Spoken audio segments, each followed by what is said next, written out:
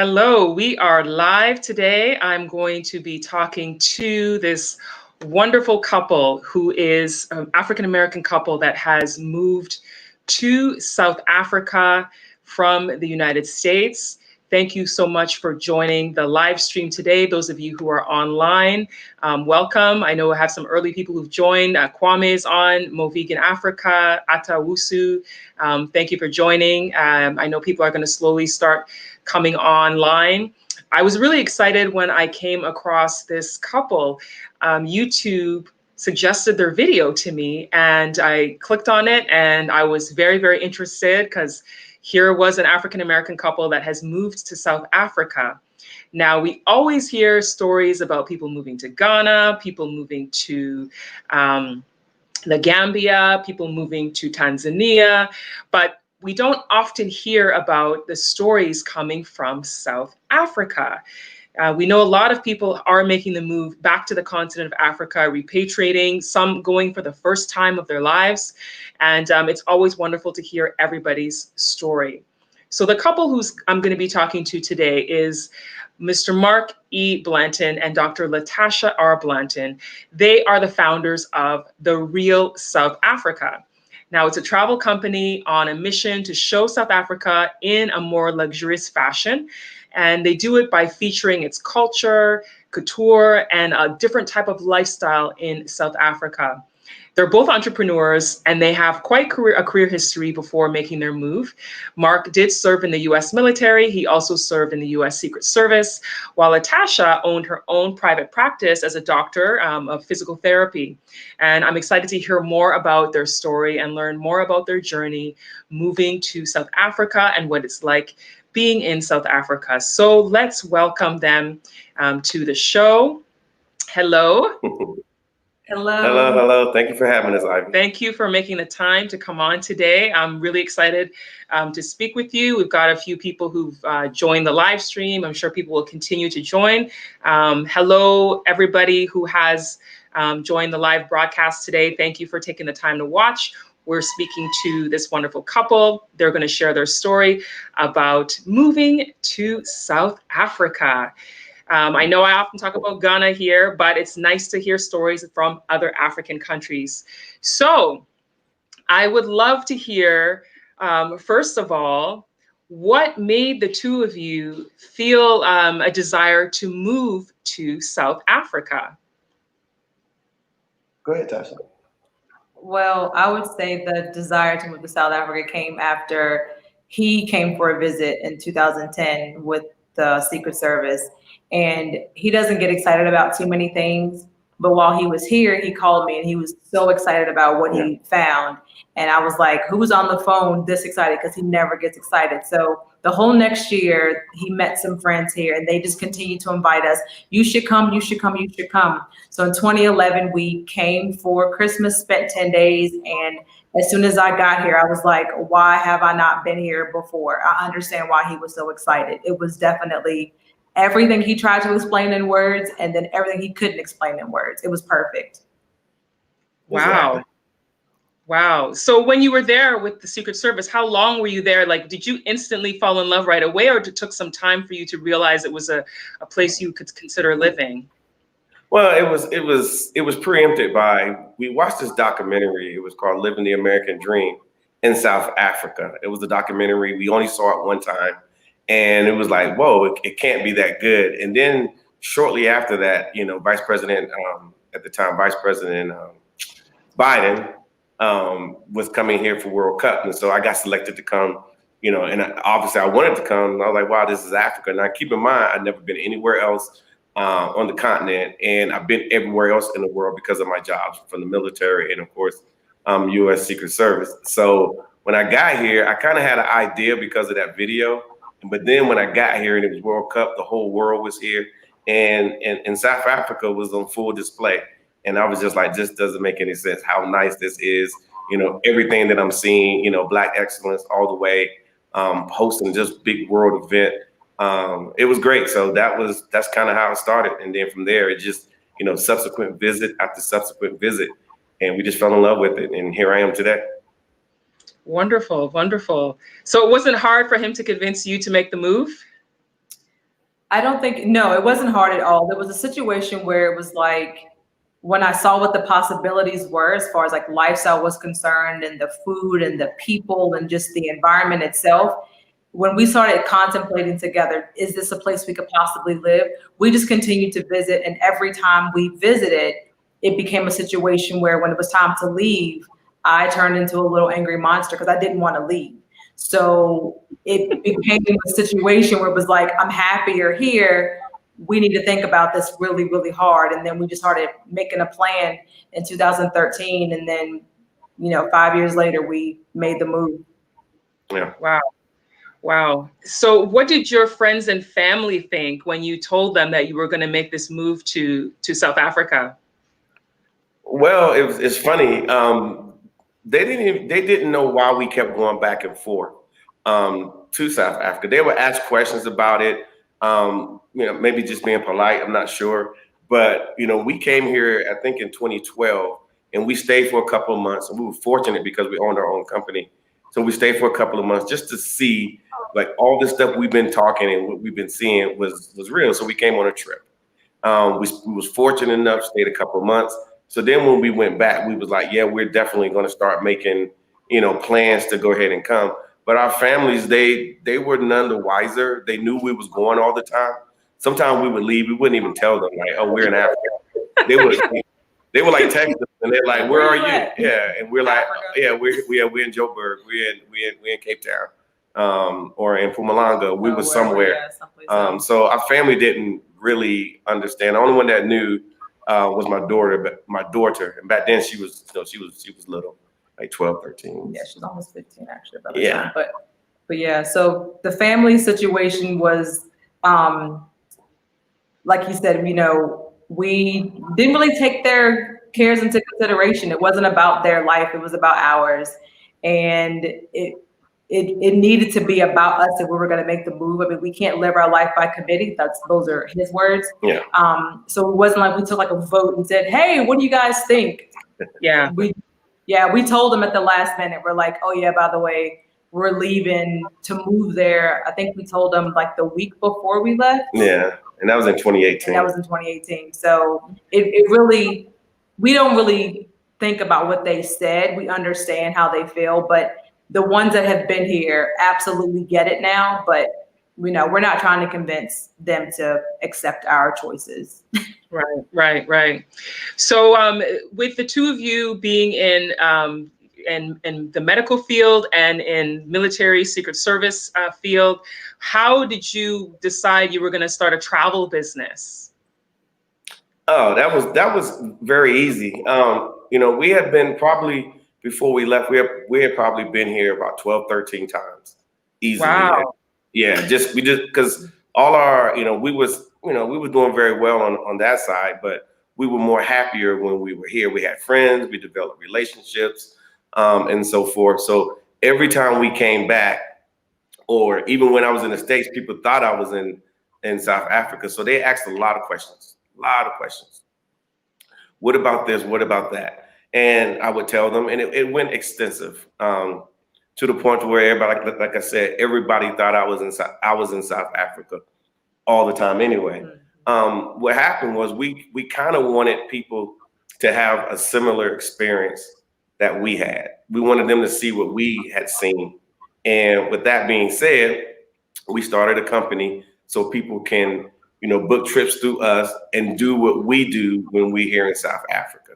So that's kind of how we ultimately got started. It started with a few people, and then it just grew and grew and grew to where now people are like, if I want to go to South Africa, we just give you guys a call. Awesome. And so once you started, that means you had something to easily transition to. Once you moved to this new country, you didn't have to really worry about trying to find work because you had your business you were doing, right? Correct. And with COVID-19 now having affected the travel industry, how are you managing? Well, like I said, it's a different animal down here. There's a lot of things that you can do. So what we're doing now is literally people are calling us now. We're doing a little bit of marketing and so forth, obviously through our YouTube channel, The Real South Africa. and people are finding us, and people are setting themselves up for trips for when COVID is over and the borders are open here in South Africa. And so what we're doing now is just, helping people find their way here on trips. And then, of course, there are those that are looking to move, to do what we have done because they've heard our story in some ways. So we just we spend a lot of time on the phone. So, helping people find their way to Africa. Okay. Now we have a comment here. Someone from Texas, John Mooney's asking, when is the best time to visit South Africa? Well, there is no bad time, to be honest with you. The weather is always great, except we got reverse seasons here in the southern hemisphere. So I would say like in June, that's when it's cool. The highs during the day is like 60. The lows, and this is in Fahrenheit, the lows are like in the upper 40s, mid 40s to upper 40s.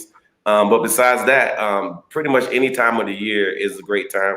A lot of people like to come to Durban simply because it's right there on the Indian Ocean. All the beaches are there, several different beaches, and then it's warm. It's warm most of the year. It's never really cold, and so forth. So, and like I said, South Africa is even in the wintertime when it's allegedly cold, you can go up north to Limpopo and it's still warm. So there's really no bad time. It's just based on the package that you pick. Okay. All right. We have someone who says, I've been in SA for 17 years, visit the townships in SA if you want to feel the vibe, if you really want to relocate and make a choice. Do you agree with that? I would say yes. Yeah. The townships definitely have like their own little vibe, and it's definitely a lot of fun when you get a chance to go down in there and party with locals. So, I mean, we're lucky enough that because we live here, we have the opportunity to kind of do both. So we can, and when we bring our travelers, we do the same thing with them. So we show them the luxury side of South Africa, and then we also take them to the township as well, because it's a well-rounded experience. So yes, he is correct. We do love the townships. Yes. It's fun down there. Yeah, Okay. especially, and I had to add to it when we go to like Soweto, Southwest townships, and there's other townships throughout South Africa, but that's just one of the ones that most people know. And like I said, it's a whole nother animal down there, which is good, a good animal. Yeah, it's fun. Okay. Now we have Judy Jones who says, I heard someone stated that African Americans feel more comfortable with South Africa because of the similarity in history with apartheid. What do you think about that? I would say that I think most African Americans come here because, first of all, they're included in everything. It's not like you gotta okay, what club I gotta join or whatever. It's the moment you get here, they just gonna call you brother and they're gonna call you sister. That's just what it is. Unless you exclude yourself, you're included. You'll find yourself involved in all the cultures that are here. There are several different cultures that are here, all Black, but they're different and distinct in a lot of ways. The good part about it is being an African American, you are included. So I would say being part of the majority for the first time in your life, and being included and being free in that arena gives you a strong level of comfort. Great. A comment here, definitely like the idea of attending the University of Witwatersrand and SA for postgrad before the pandemic. Dope podcast, Ivy. Thank you for your comment, Lawrence. We have a question here from Damian Carr asking, how is the cost of living?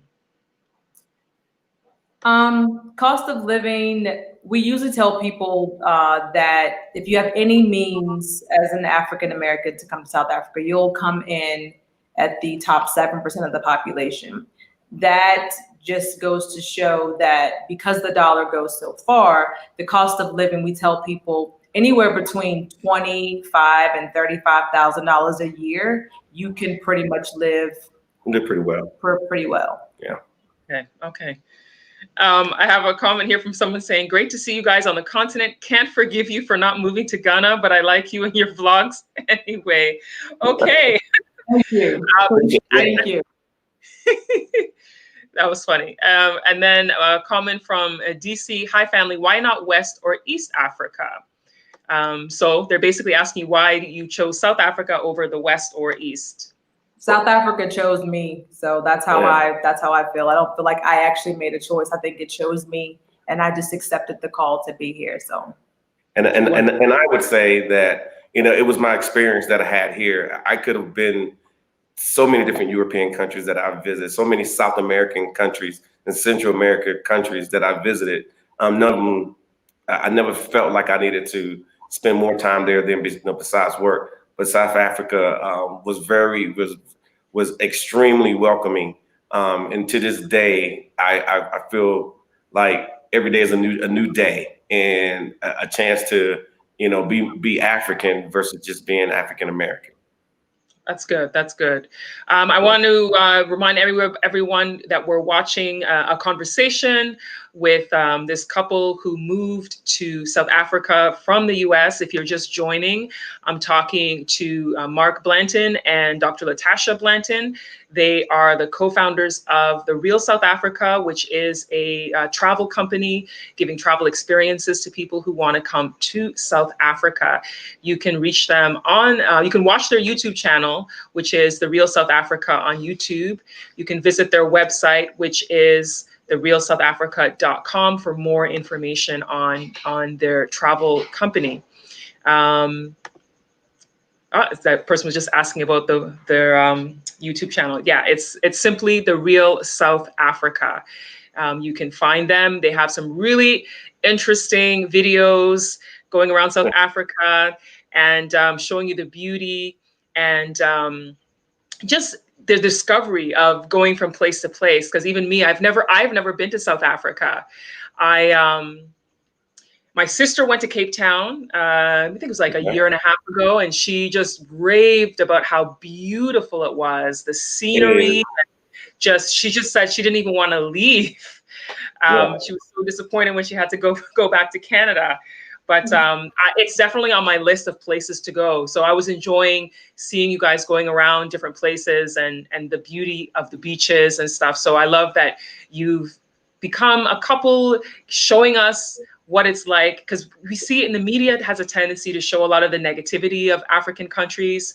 You know, you hear a lot of the bad stuff that happens. You hear about conflict, and the media doesn't always show us the beauty. So it's great that we're all getting to tell our stories about these countries. And let's see, who else here has a comment? Oh, Lauren says, any recommendations for which languages to learn, such as Xhosa, did I say that right, or Afrikaans? Okay. Some African languages, I think, are hard to learn. Personally, for others, they may be easy, but personally, I tried learning some, and it's tough. Have either one of you tried to learn any of the languages? Well, it's funny. You know, I'm a little older, so I have a hard time picking up the new language and whatnot. However, English is spoken throughout down here. Everybody speaks English, but they do speak. I would say they don't speak in American English. So all the slang that I normally use, like if I said a cool cat, they would literally think I'm talking about a cat. Yeah, that's cool. We would know we're talking about, you know, that's a cool cat right there. So they don't get a lot of the lingo that we use. However, we do speak English. So, and anywhere you go, everybody speaks English. Afrikaans is normally for the white South Africans. The white South Africans, that's what they speak. You will find some black South Africans that speak it, and of course, you got Indian people here as well that speak it. But for the most part, if you want to speak an African language, I would say most people would say Zulu. Zulu is the most popular there. It's in that culture. There's more of them than anything here in South Africa. Okay. Yeah. And then someone's saying, do you sponsor other African destinations? So are you doing anything outside of South Africa? I would say that we could, but the answer to that question is no. Okay. You know, we feel that Africa has, especially South Africa, has way too many destinations, too many things to do.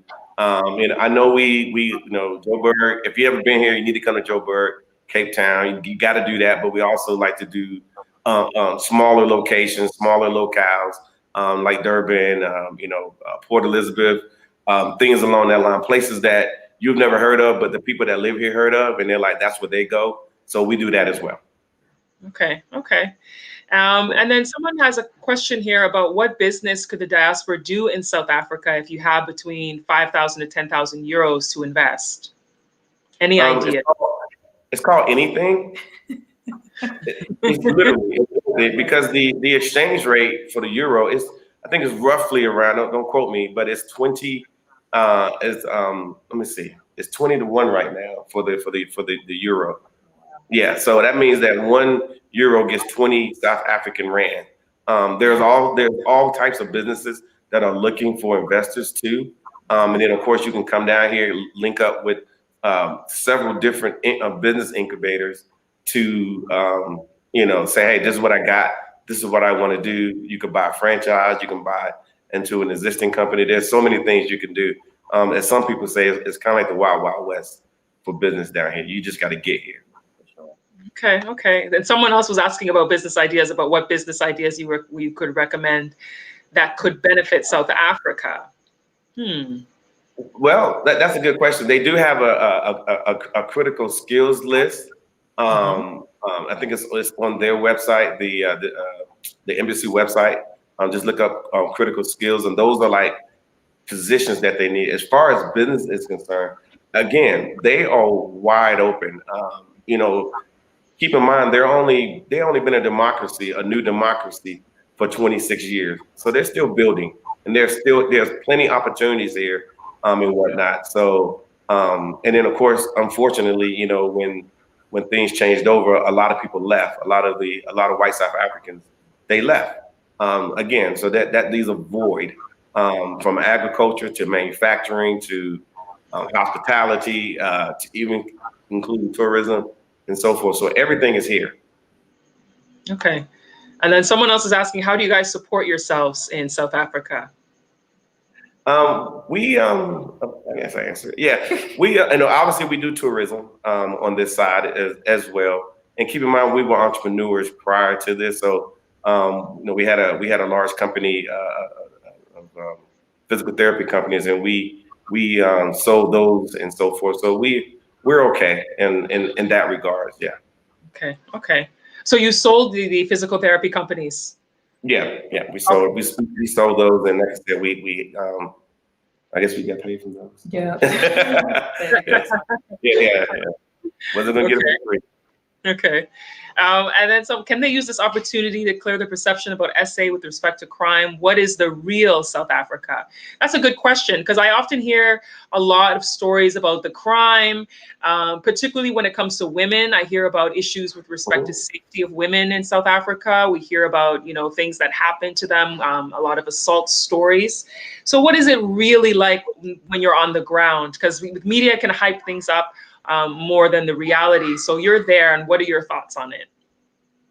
Well, I would say, this is what I would say. We do have a large, not say extremely large, probably not like Ghana, but we do have a lot of expats that are here in South Africa, and we get together from time to time. We do, and just to talk about things, just to catch up, and then of course you meet with them, during the week. Like I'm going golfing with one of our friends tomorrow afternoon. Yeah. Anyway, long story short, it goes like this. When you start talking about crime, nobody is actually interacting with all this crime that we're hearing. I do hear these things. I see them on TV. However, I can say this. We do have a disparage in people who actually are earning money and people who are not earning money. And so forth. So in those areas, and it's not the majority of the areas. It's a very, I would say, a small percentage of the areas. And yes, they do have a lot of crimes. They have a lot of issues going on. But you got to keep in mind too that there is a burgeoning middle class here. So some of those people today that may be in a bad situation could be your neighbors, in a year or two, because they are getting into business, they're doing things, and they're moving faster than we've ever moved in the United States. But there is a crime problem. A lot of it is the reporting of it. There's a lot of things that happen down here that the white media put out and so forth. And then number two, you get a lot of Europeans that come down here. I mean, if you get on a plane coming to South Africa, you're going to run into a lot of mostly Europeans on the plane. There won't be a lot of blacks. It'll be mostly Europeans and so forth. So anything that happens to them, they make it seem like it's happening to everyone, and it's not. So personally, I haven't ran into any crime here. I mean, literally nothing. But like I said, you know, I'm not saying that nothing couldn't happen, but I haven't ran into much. Yeah. So this person's comment, what happens in South Africa happens anywhere in the world, including crime. I like that comment because there is crime in a lot of countries, but it seems like when it happens in African countries, it's reported differently. I mean, when someone plans a trip, you hear about someone saying, I'm going on a trip to New York. People don't say, oh, but the crime, you know, are you gonna feel safe in New York? Yeah, People don't say that. They just think I'm going to the US, I'm going to New York City. You know, there's crime there too, but they don't talk about that. But if it's Africa, they'll talk about it. So all day long. Yeah. So I'm glad that person made that comment. So somebody, so there's a random comment here I want to address. It says, Ivy, the curtain behind you, I want one. Kareem, you're so funny. The funny thing is this curtain, this fabric, I purchased it in the market because in Ghana, you have the markets where you can buy, you know, a lot of the African fabrics. And I took it to a seamstress to make me curtains. And I didn't even open the bag until I got home. And this was just before the lockdown. And then I went and opened up the bag to put it up and saw that she made one curtain this way and the other one the other way. And I was like, what did she do? Like, it's supposed to just be beautiful. And I was like, you know what? I'm just going to work with it because then the lockdown happened. We couldn't leave the house. So I just put them up and left them there. So it is what it is. A mistake has turned into something creatively different. I like it.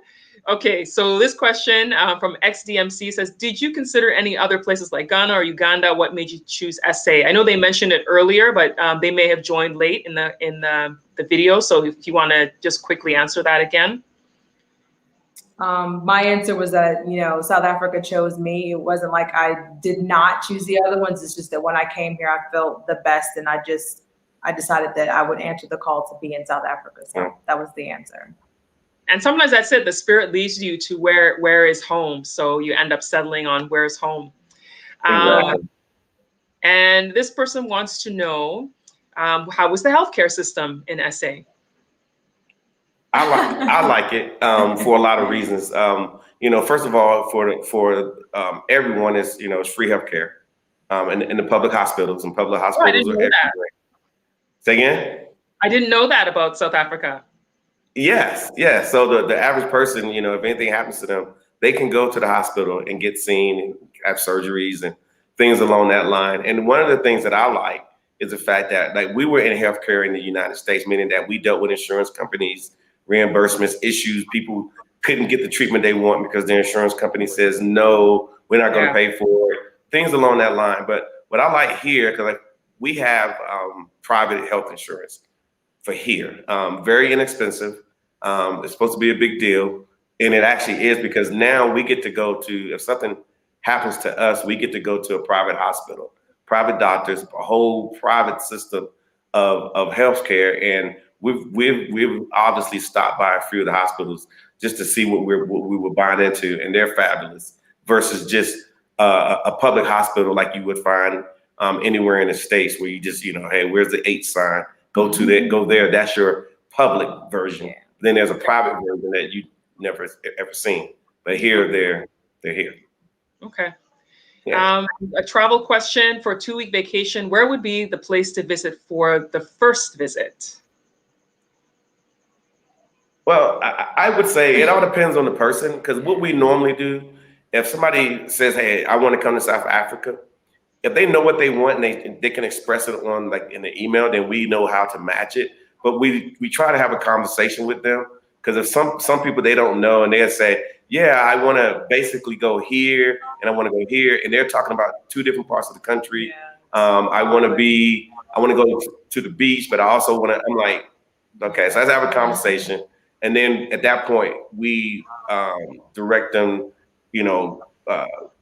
where to go for your 2 weeks. I would, a lot of times, because Joburg is just so vibrant, it's over the top awesome. A lot of times we recommend Joburg, but sometimes we say if you're going to come for 2 weeks, maybe you can go to Durban. We could organize that for you. I'll go to send you to Cape Town or maybe somewhere else. If you say, hey, I want to go on some rural areas, we can send you out to Mpumalanga. We can send you out to Limpopo. We could do a lot. So a lot of it's based on the conversation because we want people who's flown so far to get here and spent that good money to get what they deserve.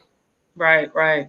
Yeah. And so this person here wants to know, do local people raise prices when they hear your American accents? This is something that happens in Ghana. It happens in other countries too. They hear your accent and the price is suddenly different in the market. So what's it like there? I would say no.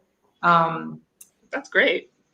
Well, and the thing is, because we speak, American English, usually they want to work with us. So you can easily, negotiate prices just because you have this accent. They don't do what you're saying they do in Ghana. So we don't have that problem here. And plus, and I just wanted to add to that, they do have most people go to retail locations, like regular retail locations. It's not, a market, you got to kind of look for the market, Usually on the weekend. Yeah, it's usually on the weekend, you go to a market. But for most things, like literally like 95% of the things, you're going to a proper, grocery store.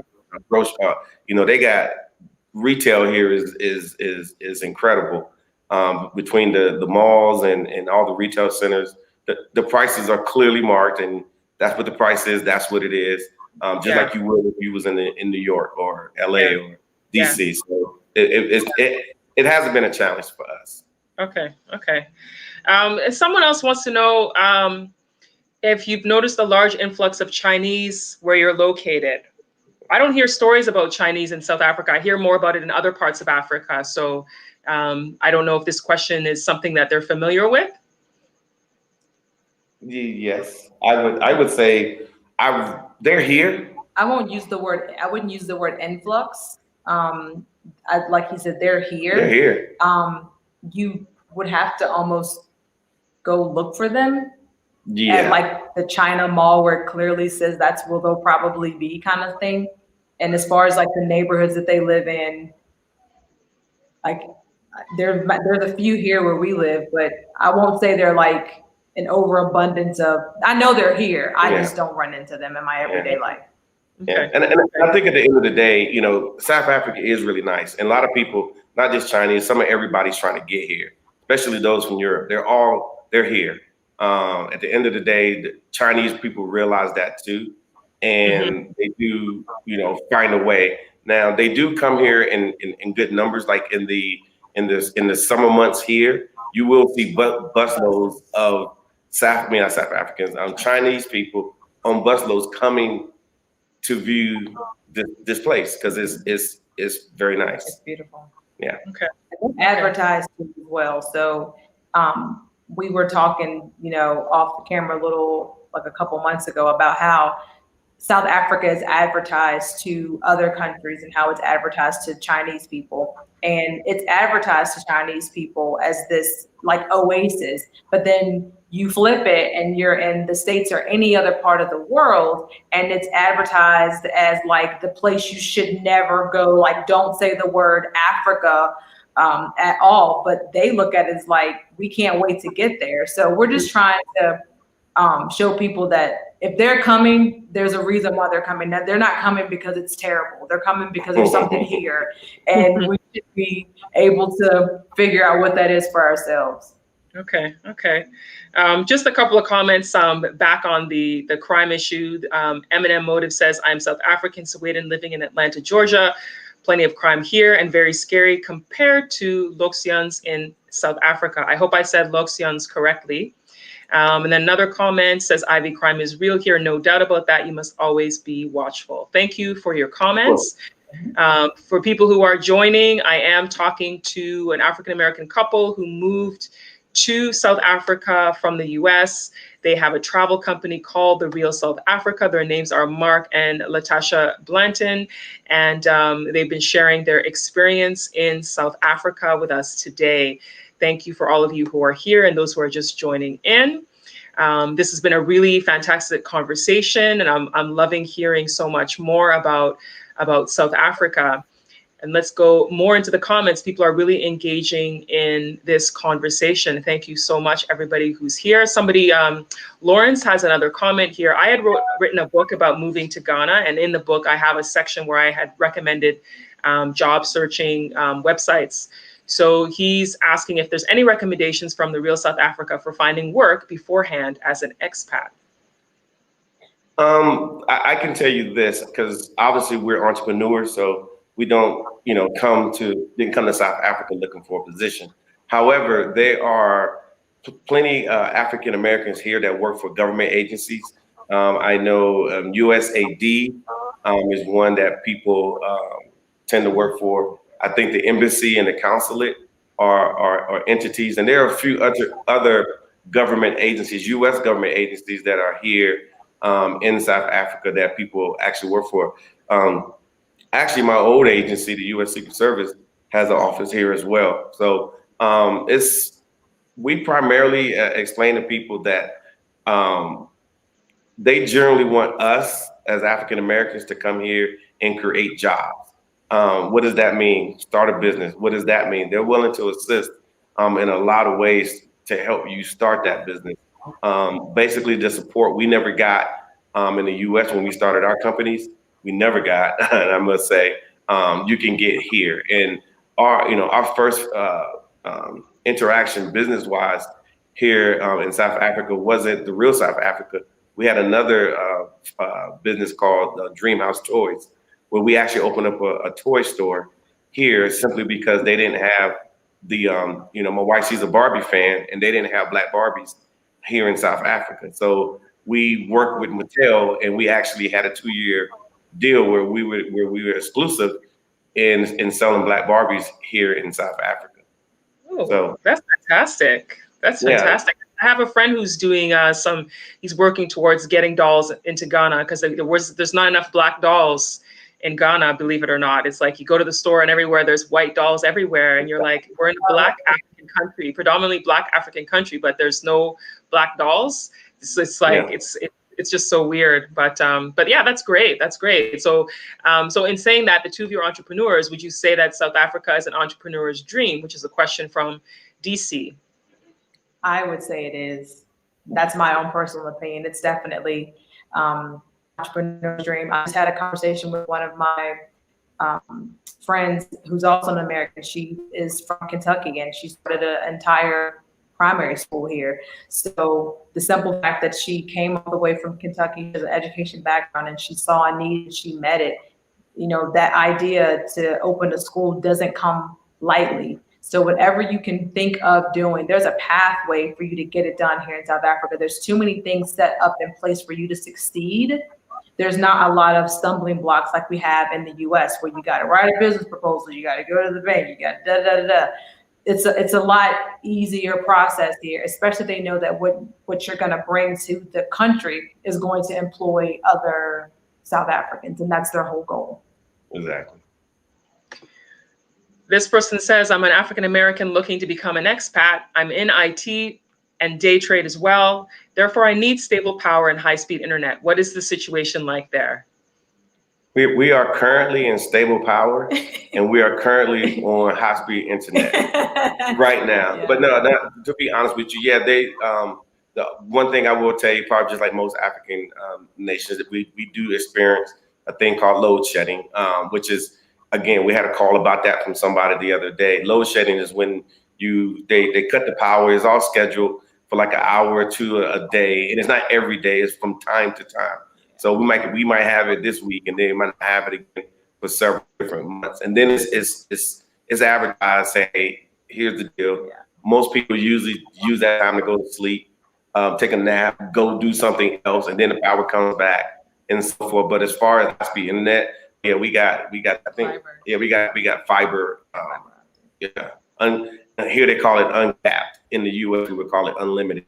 So that's what we use and so forth. So yeah, it's here. And okay.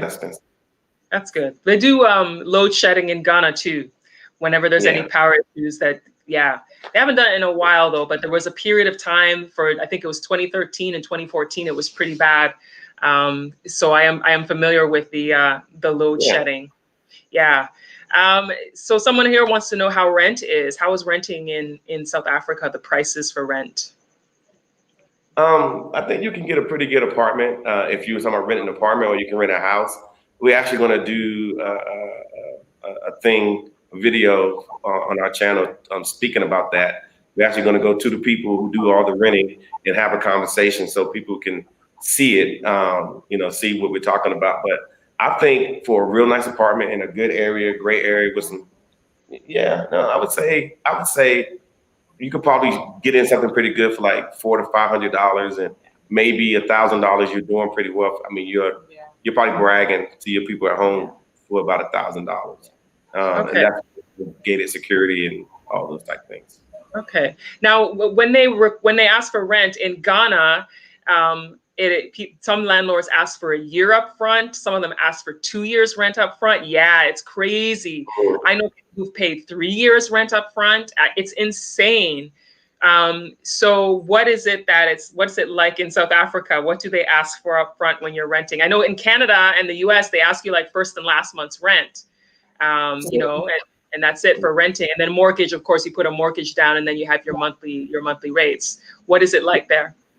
The same, first and last month's rent. Yeah, put a deposit down, and you move in. They give you the keys and you move in. It's so much better. Yeah, nothing here to report. That's just what it is. Yeah. That's good. Someone says, thanks again. I'm a traveler at heart, literally, and I've traveled to many countries while I was in the military, and Djibouti was the only African country I've been to. So that's why I was asking. Okay, Damien was asking, I think, before about why he chose South Africa.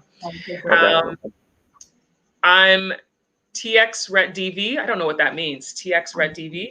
Is there any regulation for me to have arms? Yeah. He's a regulation on. I'm just trying to read it. Yeah, they're actually, everybody think, most of South Africa is still rural. A lot of them just call them villages, and there's a lot of that. So if you want to get away, you'll still have the services. You'll have your ShopRite or your Clicks, which is like a CVS. You'll have those amenities, gas stations, so forth. But trust me, there's a lot of open spaces here in South Africa. Okay. All right. The questions keep coming in.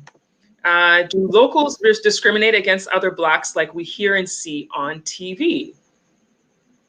I would say, and I'm African American. I've never been discriminated against at all. Actually, I've been, hey, I want to talk to you, because you got to understand that basically everything that you see on TV in the US, for every show, is here. And so they got a lot of questions about African American life. For example, all of us are rich. We all drive nice cars. We all know Barack Obama, Michelle. Yeah. So that's what they see, and so forth. And they don't know much about other African nations, because that content doesn't get here. So they don't know who they are. But they kind of feel like they know who we are. Yeah. It's true. Media really frames what people think, because it's the same thing in Ghana. There's a lot of Ghanaians, local Ghanaians, who may have never left the country before, and all they know is the movies they've seen. And so some of them think everybody has a big mansion, everybody has a nice car. They're going by what they might see in music videos. And so those people think things just come easy for everyone over there, and they think everybody's just, having this lavish lifestyle, and they don't realize that over there, there's classes too. You have the people who are in poverty, you have people who are homeless, people who are middle class, people who are rich. So there's the mixture there as well that people aren't always aware of. So I can understand that, because there's people who would think as soon as they hear my accent, my Canadian accent, they're like, oh, money. So yeah, it's a good question that someone asked. Okay, let's see what else people are saying here. I want to retire in Africa, and this is a lot of good information, and it's changing my mind, but would like to know about medical coverage due to my age. You mentioned it a little bit earlier, but maybe you can talk a little bit about that again. Medical coverage here, even if you want to get private health insurance, even with your age, it's going to be reasonably priced, and you're going to get a lot for the money that you pay. So as far as getting coverage, it wouldn't be a concern if you have the funds to pay for it. It's reasonably priced. Yeah, and from what we've noticed so far, there's no co-pays. Okay. No co-pays, no co-insurance. Yeah. And someone says, this is Black American royalty y'all witnessing. Thanks. We're doing what we can. I love seeing Black couples, working together, doing things, having a vision. I think it's fantastic. So thank you for your comment, FBA Nigel. Wesley, sorry I'm late, Ivy, asked how long did they move from the US and why did they decide on SA? Did they look at other African countries? They spoke about this in the beginning, so this video will be on replay. You can watch the replay, and the answer is in the beginning of the video as to why they decided on South Africa. Short answer is that Africa chose them, South Africa chose them, but you'll hear the story of how they ended up there when you watch the replay of the video. And someone says, what is your vision for your touring company and what do you hope to achieve with the diaspora or anyone that participates? Oh, I can easily answer that question. Yeah, that's a good one. No, the actual vision, honestly, when we first got here, because we were okay, we just wanted to do some tours, maybe a couple tours a year, to offset some things, which would be good. Because I plan on, and I do enjoy South Africa, sitting down at nice locations, meeting people, getting with my, different cultured people here. That's the best part about being here. But as time has went on, we just want to be a gateway, just want to be a bridge. We want to motivate some people who would never leave their hometown or their home state to just come to Africa. And I just don't mean South Africa. I mean, just come to Africa. Just come. I guarantee if you come once, you'll be like, wow, that was an experience that I've never had. So my vision is to be able to be a gateway for African Americans to say, okay, how do I get to Africa? Well, give us a call, shoot us an email, and we will sort you out. When you get here, the other part of our vision is to make sure that you have a very similar experience, if not better, than we had. And then so when you do go back, at least you can say, you know what? These people are pissing me off at work. I'm tired. I'm whatever. I'm taking a week off. I'm going to Africa just so you can feel better. You can reset and you'll feel better. I did it. Yeah, you stood all the time. So that's kind of like our goal. Just give people the option, a real option, a formalized option to come to Africa or to South Africa at least. And then I'm going to add to that if they come here often enough and they have the right experience, we won't have to convince them to relocate to Africa. What will happen is that they'll come enough time, just like we did, and it'll just make sense to be here. And then the other thing that we do is actually help people transition, those that want to relocate. We do actually do that as well. Yeah. So that's like the expanded version, but the primary reason is just to get them here first, give them, be the bridge, the gateway to them getting here. And then if they want to transition, also be that caveat as well. Yeah. Okay, great.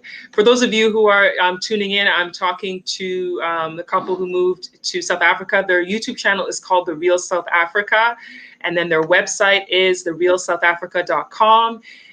They do travel and tours in South Africa. And then as Latasha just mentioned, they also help you transition.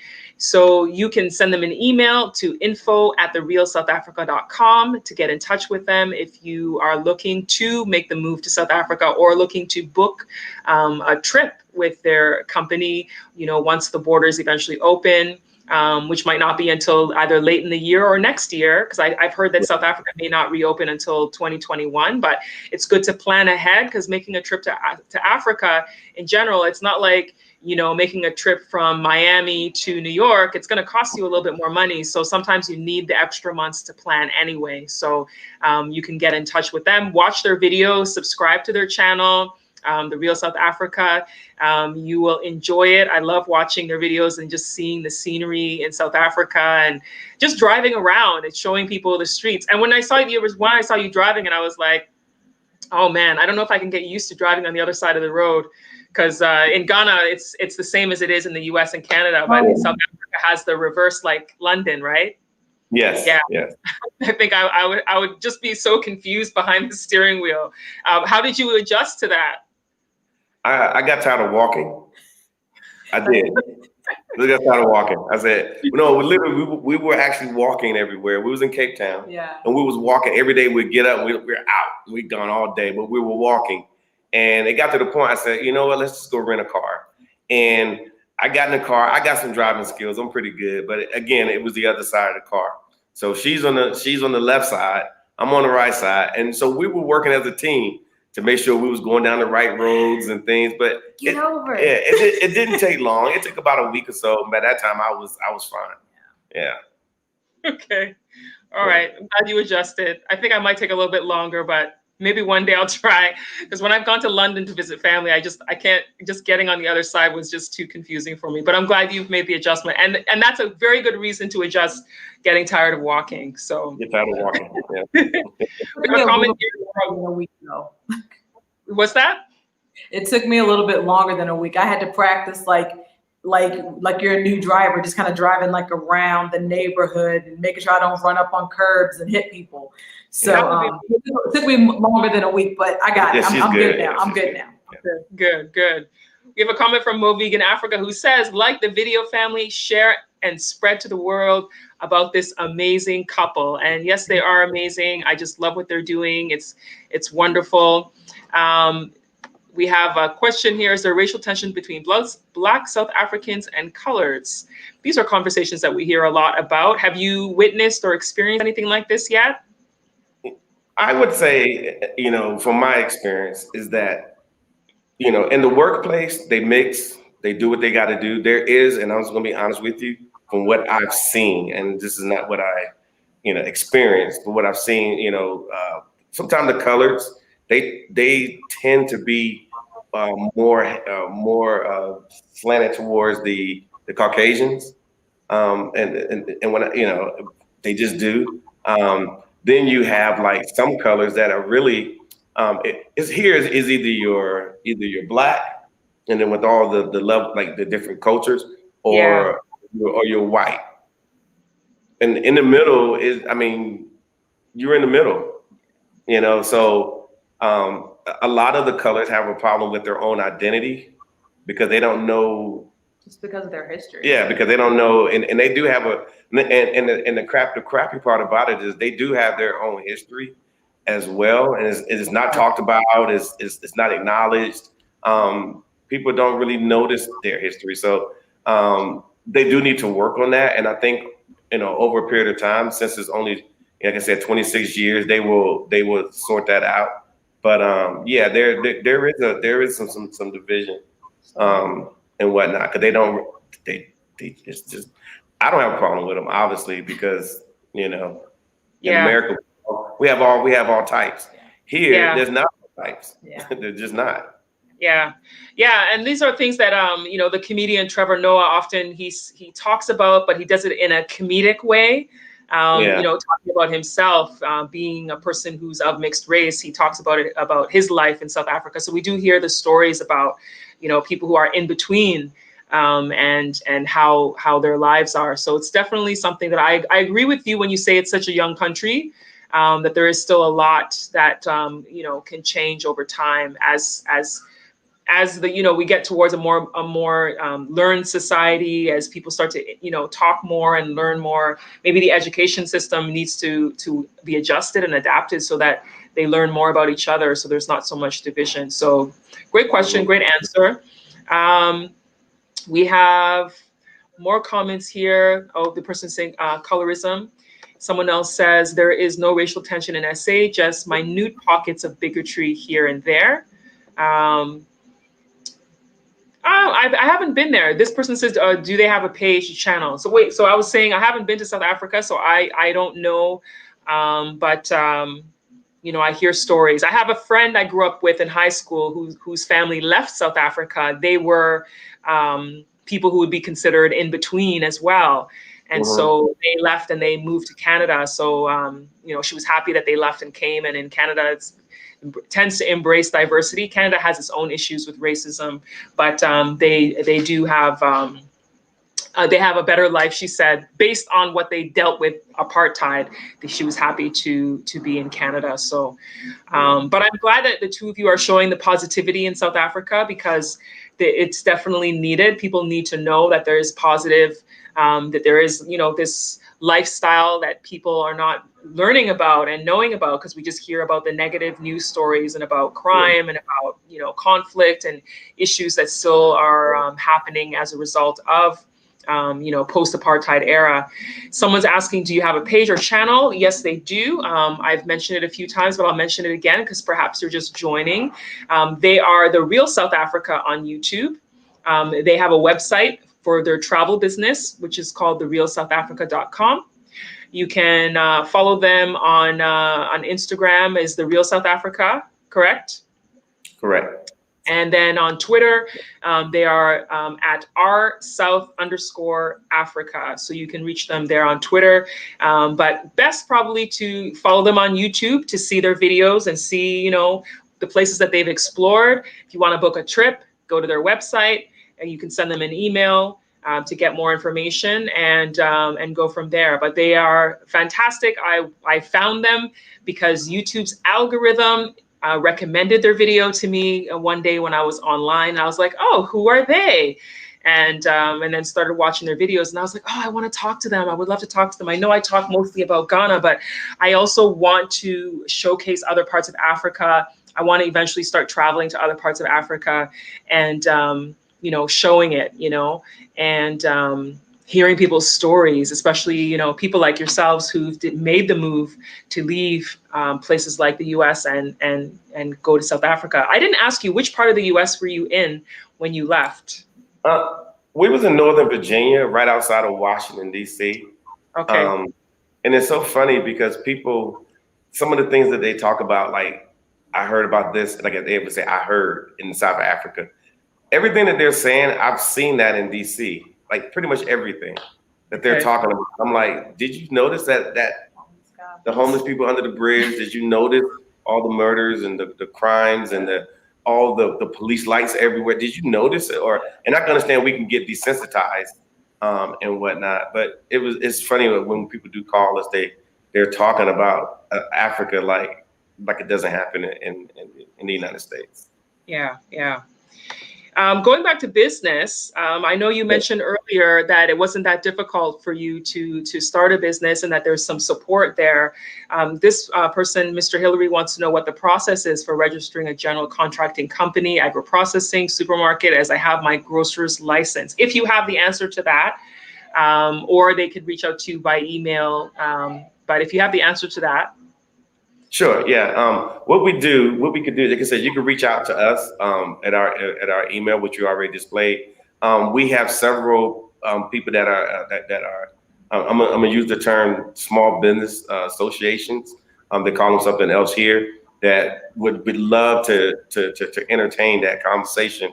Because at the end of the day, if they can get you here, set you up in your supermarket, or something else that they might actually tell you about that you didn't know existed, ultimately you're going to hire South Africans, and that's what's going to happen. So that's why they're motivated to assist. And like I said, we do have a video on our YouTube channel, speaking about business with our good friend Derek. He's the one who helped us register our company many years ago when we started our doll store. I ran into him and he was like, no problem, and he took care of me. Follow them at The Real South Africa on YouTube. Find their videos. They talk about all different types of topics. And you can also reach out to them by email at info@therealsouthafrica.com. It's been a really great conversation. We've been talking for almost an hour. It is almost 9 o'clock on their end in South Africa. It is getting late for them, so I don't want to keep them too much longer. I really appreciate them giving up, this amount of time to answer all these questions. It's been wonderful, everybody who's been on here. The boy Michael says, beautiful family. Thank you so much for tuning in. M&M Motives, the bottom line, South Africa is a rainbow nation on the move. Fantastic. I like that. I like that. Yeah. Africa is definitely on the move. You know, Africa is a place that is moving forward. I know that it does have challenges, but every place has its own unique challenges. So I think that it's important that we explore whatever is the best fit for you personally when you're making the decision to move to Africa. Choose the right country that fits what you need, that feels like home. Like you said, South Africa chose you. You have to choose the place that feels like home. So all these comments coming in. We've had a lot of people watching today. Thank you so much for tuning in. We are going to be wrapping up and letting them go because it is getting late. And I'm just going to quickly go over the information if you want to reach out to them. Their YouTube channel is The Real South Africa on YouTube. You can find them also on Instagram. You can find them also on Twitter. And you can visit their website to get more information about their travel and tours. And that's at therealsouthafrica.com. You can send them an email, info@therealsouthafrica.com. Now, I would love for the two of you to give us some final words, some final thoughts on why you think Black people in the diaspora should consider moving to an African country. I'm going to say the reason why they should consider moving to an African country is because you don't really understand the peace that you feel when you are amongst the majority of people that are similarly looking like you. It's nice to be amongst brown people and not have to be worried about your color every single day. Even as entrepreneurs in the United States, as business owners, I still have to worry about the color of my skin when I woke up every day. And I don't have that problem anymore. I'm at peace. And if you just want to get a little bit of a feeling of what that's like, just visit an African country. And I promise you, you'll be like, why wasn't I here before? Okay. Well, I say, if you're asking me, I would say, first of all, being in the majority is wonderful. I think sometimes some of the South Africans look at me like, why are you looking like you're in amazement? I'm like, man, y'all don't realize. If I was in Northern Virginia at the mall, there'd be a few Black people and there would be a whole bunch of white people looking at me funny and things like that. But I would say that you would learn a little bit more, a matter of fact, a lot of bit more about being African, like that African American part that we cover the American, but we don't cover the African. I would say at least come and build some relationships. Doesn't have to be here in South Africa. We would like that, but it could be anywhere on the continent. Build a relationship with people and so forth, and you would be surprised how far it would take you if you just come to Africa, build some relationships with some good people. Just don't come here and look for other Americans. Look for the people that's color coded to you. And you'll be surprised, what you will learn about, for example, we talk more about the ancestors here than I've ever talked about ancestors, even though I have ancestors. In the US, we don't, that's not something that we talk about so much. But the ancestors are very, very, very, very important in your life, but we don't talk about it. I didn't know that until I got here and started spending time with proper Africans. I love that you said that. It's true, because I didn't think about that either so much until I made the move as well. And being in traditional events and cultural festivities and hearing about people calling on the ancestors. So I'm glad that you said that. So thank you so much for giving your time today. Thank you, everybody, for watching today. I appreciate it. And as I said, go follow them on their YouTube channel, which is The Real South Africa, and watch their videos, binge watch their videos. Hit the notification button so you don't miss it when they upload a video, and you stay up to date with what they're sharing on their journey in South Africa. Visit their website, therealsouthafrica.com. Send them an email if you need to reach out to them outside of this conversation. You can follow them on Twitter, follow them on Instagram, and then you stay up to date on everything that they are doing. Thank you so much, Mark and Latasha, for joining me today. I appreciate it, and looking forward to watching your next video. Take care. Take care. Bye-bye. Bye.